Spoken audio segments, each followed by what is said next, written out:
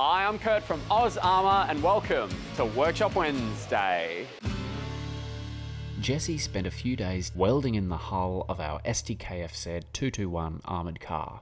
Even though it's only a static exhibit, by far the biggest challenge we've faced during this project is the lack of information on this really rare vehicle. Today we're working on the mudguards. There's a few angles involved and it hurts my head.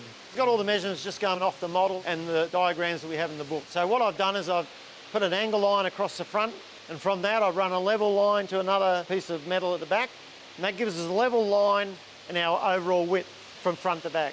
I've come out square off the chassis to support the bottom of our mudguards, and from that gives me a chance to manufacture a template. I've already used one template and cut the side panel here. Here's the template for this side. As you can see, I've already got the piece in there, but it's just a matter of getting the right angle, making everything fit. This is the top piece here of the mudguard, so I've got top, that's the front, and a little note here to remember to add the 40 mil. So we've got enough material to get a nice curve. So what we'll do is we'll transfer this pattern onto our 3 mil plate, put it in the guillotine, and then put it in the press. Daryl has had quite a bit of experience in dealing with wild angles, but this has been a really tricky few days. Let's see if all that careful measuring and planning has paid off. Measure twice, cut once. That's it.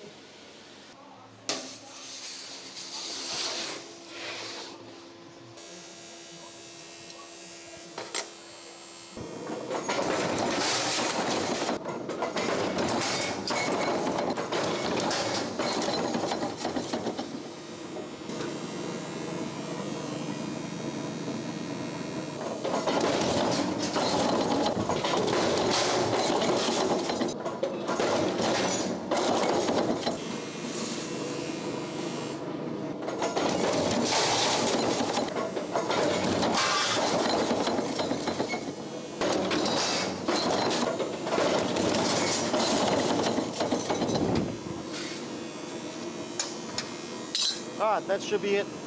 Now we can bend them. What I've done, we've made a little die to press these curves in it. We've got our bend line here, and I know that it wants to bend in, and I know that if I put the edge here, on the edge of the die at the bottom here, it's perfect for what we want.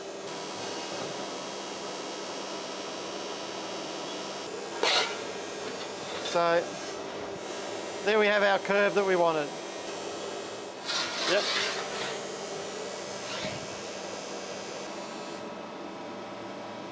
Yep. Do a 90.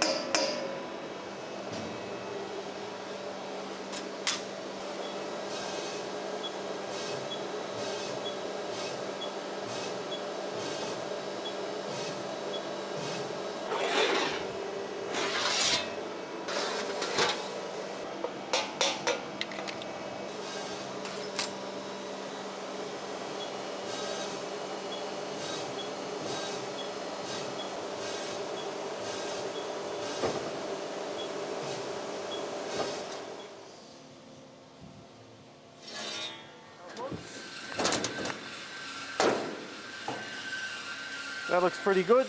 And then what we have to do here is the other top one will lap this, so we have to cut them roughly on the same angle. So what we're going to do now is drill some holes here. That allows us to make the mudguard in situ and then take it off, and it'll all stay the same shape.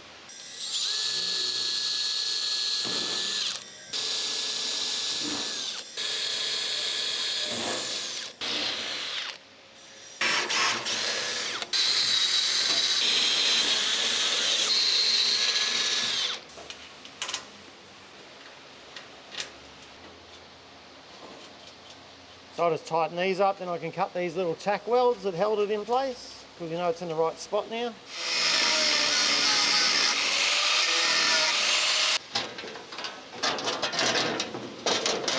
Sitting pretty good. You can see where our line was for our width. We're pretty good there. So what we're going to now look is trim these corners off. This one goes over the top.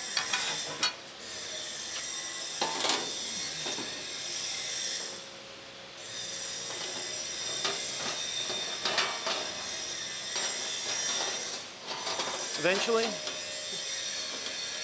And what I'm going to do is just kind of line up these corners, find where the corners would join, there and there, and just roughly mark both sides.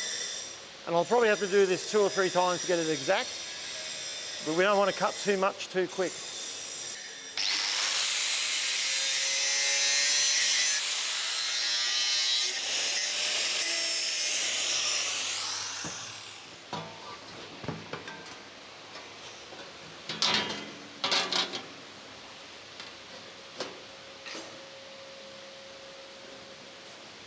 Right, see how I can get a bit closer now?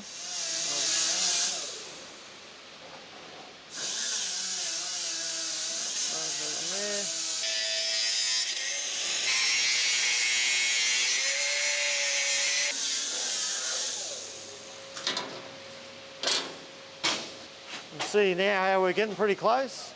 The best way to finish that off is to actually tack this one in place now and run the grinding blade between the joint.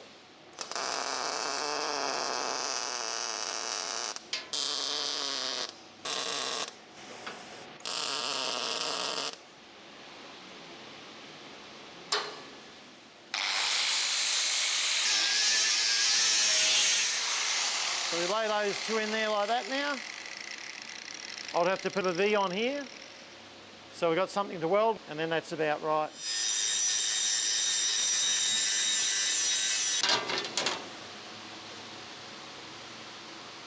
Lovely. Look at that. Go okay, yep.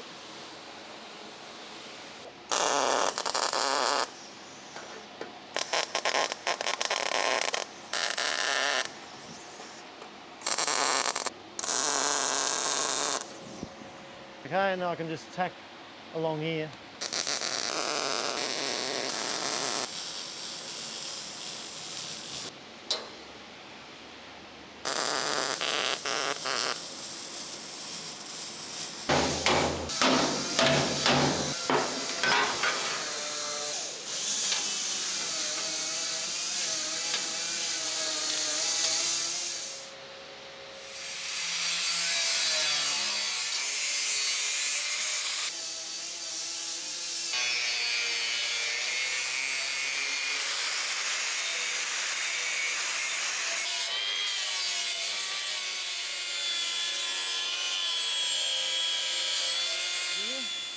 To join that one. Ready? Yep.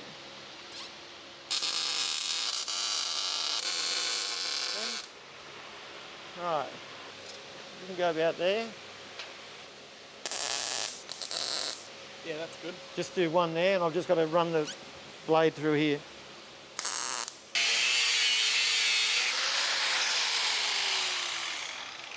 Come there and then to the top of it.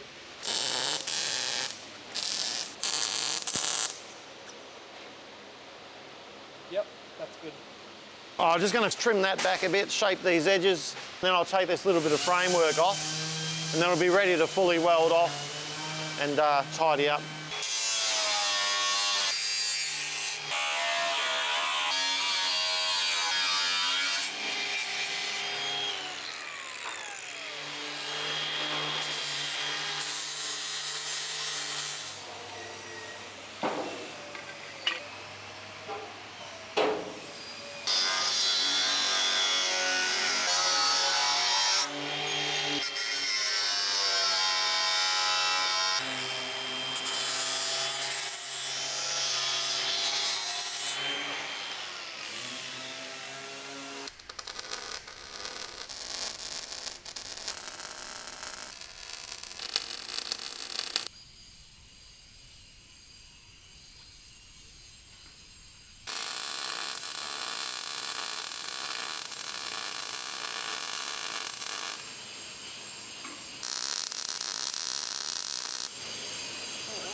These mudguards would have been pressed out of one piece. That sort of thing is impossible for us to do in our workshop. The weld doesn't look very pretty at the moment, but just keep watching. The finish the boys achieve is just beautiful.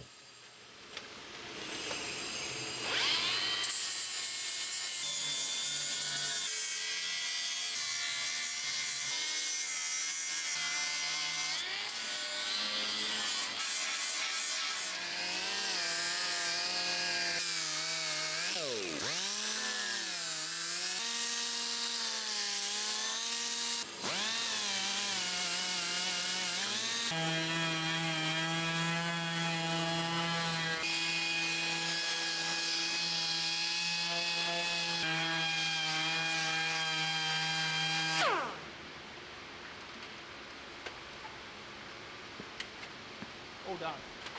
All done.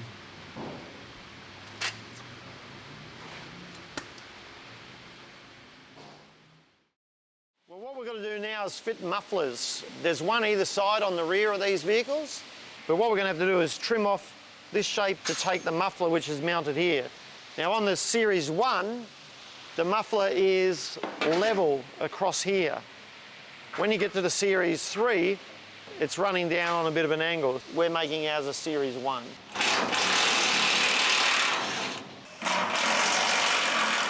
I'll do this one. Oh, yeah. I've just hit my unfunny bone on something.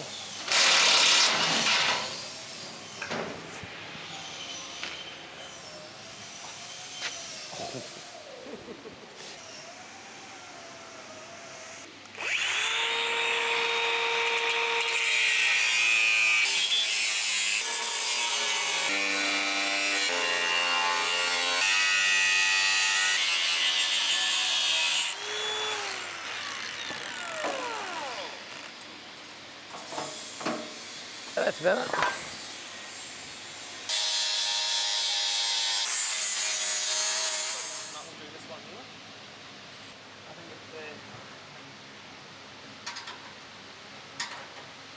He's in? Yeah, you got it. Right, yeah. Right, one up there. You do want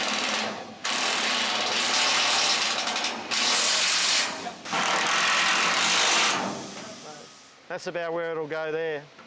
We don't have shop drawings or schematics with measurements, so Daryl has to take his lines from comparisons between what has already been built and the 1/35th scale model and diagrams from Hilary Doyle's excellent reference book. In this instance, the edge of the muffler lines up with this armoured cover.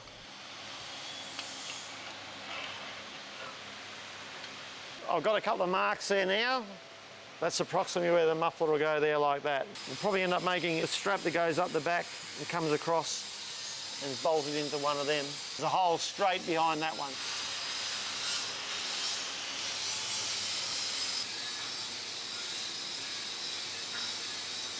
Right.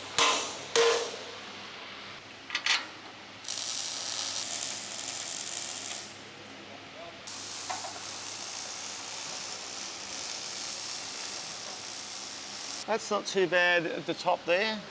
That'll work for us. Yep. So what I'm going to do is I'm going to put a little bend here so that it'll follow around that shape. We'll tack it in place and we'll try fitting it. just a little bend. Yeah, just a little tiny bend. Something like that, that's all we need. That'll work to the shape of that muffler. So we'll go and get a couple of tacks on this and try it in place. Beautiful. Cool down, cool down, cool down. Yep. You want anything? Yeah, nip it up big and tight, mate, please. Everything you hope for, Daryl? Everything I hope for, mate. It's not going to look too bad. If you notice the funny thing on the muffler, it comes out from the engine this side, goes through the muffler, it has a 180-degree bend. So what we've done here, we've got the flange bit that'll go in there, into our muffler, and then I've played around cutting this up into pieces, and this will come around like the horseshoe there.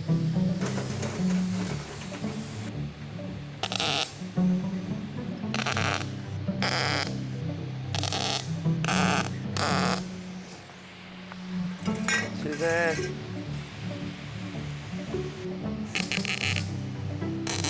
I'll just check it on this other muffler we have here. Yeah, I'm happy with that. That's about the right shape we want. You might be wondering why we've had just the tyres sitting on. It's just so we can gauge and judge the shape and distances. It just helps to have them on there.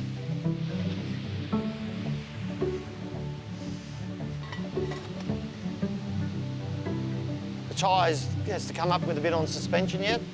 So I'm happy to say that we just cut it about there.